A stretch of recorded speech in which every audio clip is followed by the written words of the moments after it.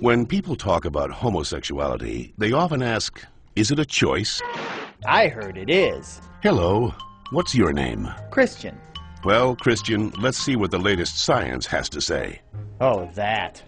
To help us, here are two gay people, George and Martha. Before we can answer, is it a choice, we must first determine what it means to be gay. How do you know you're a homosexual? The same way you know that you're straight. Since the 19th century, many theories about homosexuality have been offered that are untestable and contradictory. Male homosexuality is the result of an absent father and an overbearing mother. See ya. Stand up straight, dear. And the female homosexual has never recovered from her anger over not having the penis.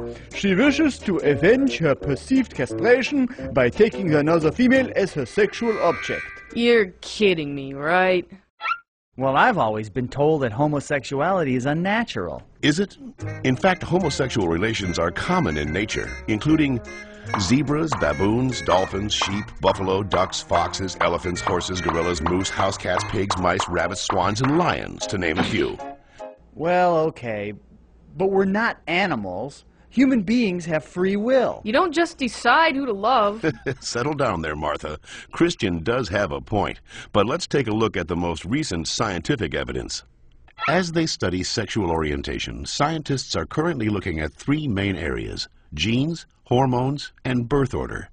Of course, most of these studies focus only on male sexuality. Sorry, Martha. What a shock. Let's first look at studies of identical twins. Hi. When one identical twin is a gay man, the other twin is gay up to 70% of the time, far higher than would occur if genes played no role. In fact, these studies show that genes play a greater role in determining sexual orientation than they do in whether or not you're right or left-handed. And we don't punish the left-handed. Well, not anymore. Let's get it! Scientists have recently noticed a striking statistical phenomenon. Studies show that having older brothers increases the odds of a boy being homosexual. Moms always baby the youngest, making them gay. No, that's not it. When a woman is pregnant with a boy, scientists are realizing that her female body often sees the male fetus as a foreign object and begins to produce antibodies against it.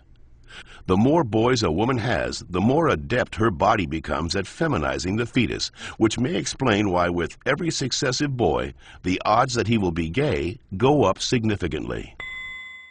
All right, maybe you all accept it, but what about those people who started out gay and say they became straight by discovering God? What about ex-gay ministries? Even so-called ex-gay ministries don't claim to change a person's inner sexual desires, just his or her sexual conduct. We're still gay. If these places really work, why don't they all use the same technique? Why does each ministry experiment its own way? Well, And why have so many members and leaders recanted earlier claims that they were changed? maybe these programs don't work for everyone, but what's the harm? How about the feelings of shame and guilt they instill and reinforce in their victims? Or the money, energy, and time they sap from people who have nothing wrong with them? Says you. Well, in point of fact, not just George says that, Christian. The American Medical Association, the American Psychiatric Association, the American Psychological Association, the American Psychoanalytic Association, the American Academy of Pediatrics, and the National Association of Social Workers have all stated that homosexuality should not be treated as a mental disorder, and that they oppose attempts at reparative or conversion therapy, and that sexual orientation is not a choice and cannot be changed. So that's it. I'm supposed to believe that it's not a choice just because all those doctors and scientists say so? Or you could just ask us. I do know this one girl named Heather who goes back and forth, but she's Shut up. The information in this educational cartoon is based upon studies that can be found in any university library, with the possible exception of the Bob Jones University in South Carolina.